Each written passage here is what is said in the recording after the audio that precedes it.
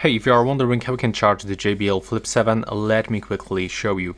So first of all, at the back we can find the USB-C input, and I'm actually using this cable from Motorola, and I also have powerful charger, 125 watts.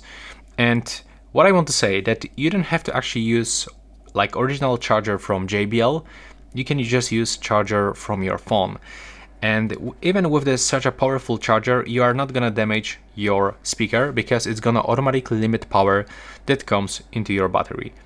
So this speaker supports 10 watts wired charging, and that's basically it. You can even charge it by connecting cable into your PC, into your game console, for example, or even into the second smartphone.